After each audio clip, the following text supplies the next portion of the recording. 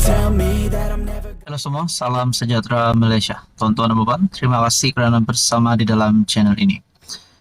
Baru-baru ini kita dikejutkan dengan satu berita. Kononnya ada kerjasama PAS dan UMNO. Bahkan pengakuan daripada kedua-dua kepimpinan parti itu pun sudah ada. PAS sebelum ini, pemimpin PAS ada membuat kenyataan.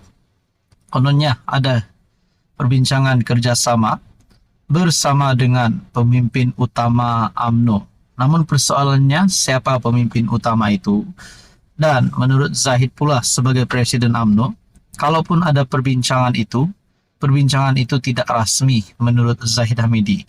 Bahkan Zahid juga sebelum ini telah menegaskan bahawa tidak akan bekerja sama dengan PAS sekiranya presidennya masih Abdul Hadi Awang.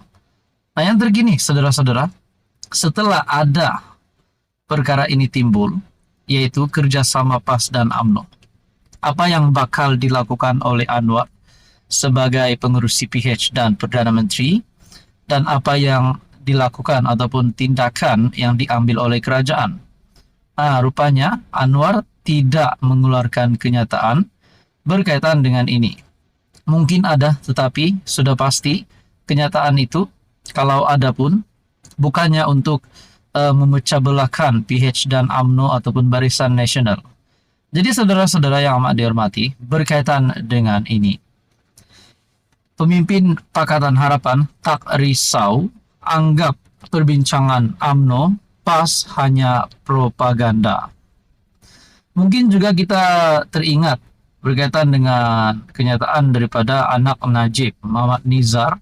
Kononnya beliau berkomplot dengan PN untuk jatuhkan Menteri Besar Pahang ataupun Kerajaan Negeri Barisan Nasional. Namun beliau menafikan perkara itu.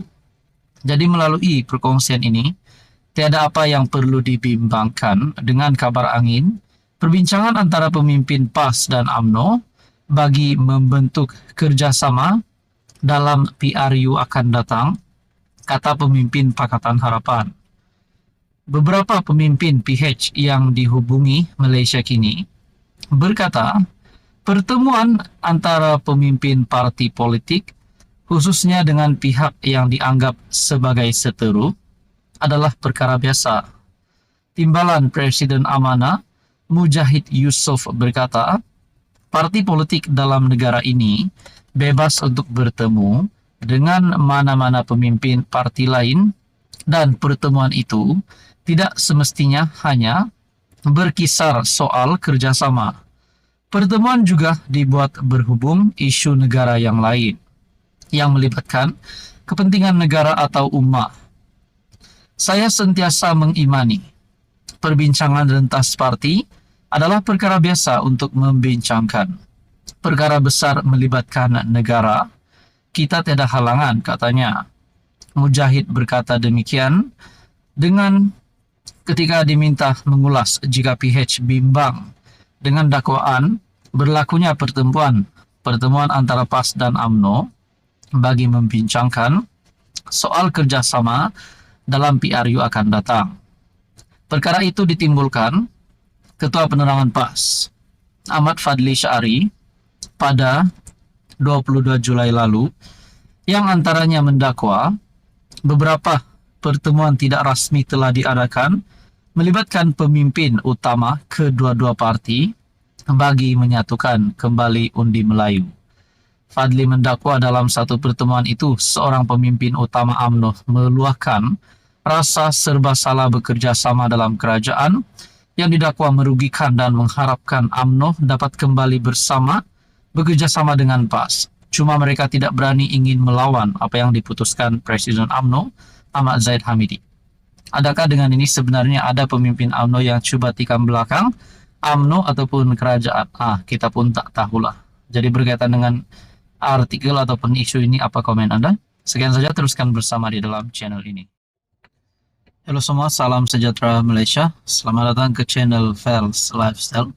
Terima kasih kerana terus setia bersama di dalam channel ini. Tuan-tuan dan puan, ada satu perkongsian ataupun berita duka cita yang diterima seluruh Malaysia. perginya satu lagi pemimpin yang dikenali ataupun terkenal di seluruh Malaysia. Ini pasti pemergian yang mengejutkan kepimpinan politik, tidak kira daripada kerajaan maupun daripada pembangkang. Satu perkongsian daripada Harapan Daily bertarikh 25 Julai. Bekas Speaker Dun Perak, Mat Isah meninggal dunia. Berita sepenuhnya, bekas yang di-Pertua Dewan Undangan Negeri Dun Perak, Datuk Mat Isah Ismail, 74 tahun, meninggal dunia petang semalam. Perkara itu dikongsikan Menteri Besar Perak, Datuk Seri Sarani Muhammad, menerusi kenyataan di laman Facebook malam tadi. Ini pasti satu pemergian yang mengejutkan Menteri Besar Perak. Menteri Besar Perak, Datuk Seri Sarani Muhammad, berkongsi kabar duka mengenai pemergian bekas yang di-Pertua Dun Dewan Undangan Negeri Perak, Datuk Mat Isah Ismail. Menurut beliau, Mat Isah meninggal dunia petang semalam pada usia 74 tahun.